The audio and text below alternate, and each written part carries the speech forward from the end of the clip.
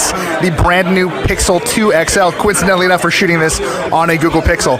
It's really hard to tell right off the bat, but this is a body made completely of aluminum. It doesn't feel like it at all. There's a very sort of polycarbonate feel to it. That's because of the finish that Google has applied to the back of this phone. It does have the two-tone design. Unfortunately, we could not get hands on yet with the beautiful black and white, which is frankly stunning. The panel look is very, very good. But as you can see here, we have the 6-inch POLED display. It does stretch more or less edge to edge, very much like the G6 and the V30's display did. You swipe up, pretty much your stock Android interface, but with some new flourishes rather.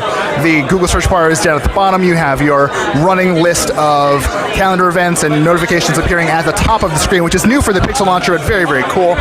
One interesting thing that you'll note is that there's really no way to tell, but it does use what Google refers to as Active Edge. It kind of reminds you a lot of how Edge Sense worked on the HTC U11. So if you grab the phone here, give it a quick squeeze, there you go, that launches Google Assistant. So what remains to be seen is whether or not you're able to use this squeeze gesture to actually launch different actions. I'm not sure if that's able to be remapped. No one's been able to answer that for us yet, but it is a really impressive device. So I've got it right here next to the iPhone 8 Plus, very similar in terms of size, although I do have to give the Pixel a bit of an edge here. It's a little bit lighter, and it does seem a little easier to kind of work with one hand because, again, you do have those smaller bezels on the side of the display, and it does sort of reach up and down a bit further as well.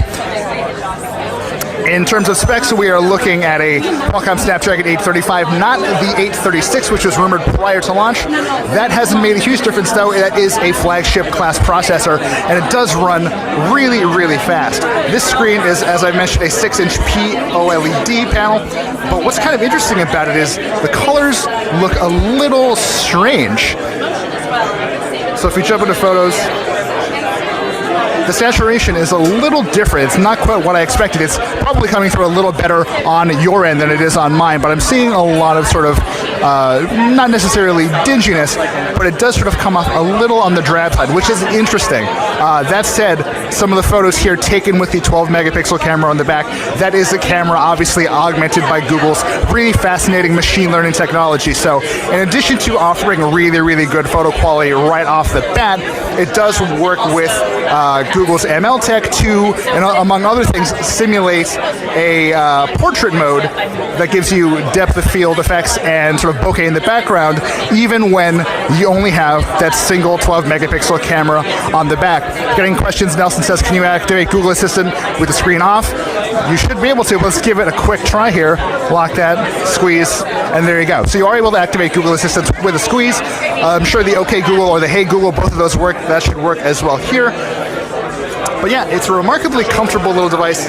This is a Verizon model, although interesting note about the Pixel 2 and the Pixel 2 XL, both of them have eSIM. So if you're a Project Fi consumer, you'll be able to activate that eSIM. It's not entirely clear if this is going to be available at launch or shortly thereafter, but you will be able to use Project Fi on that eSIM.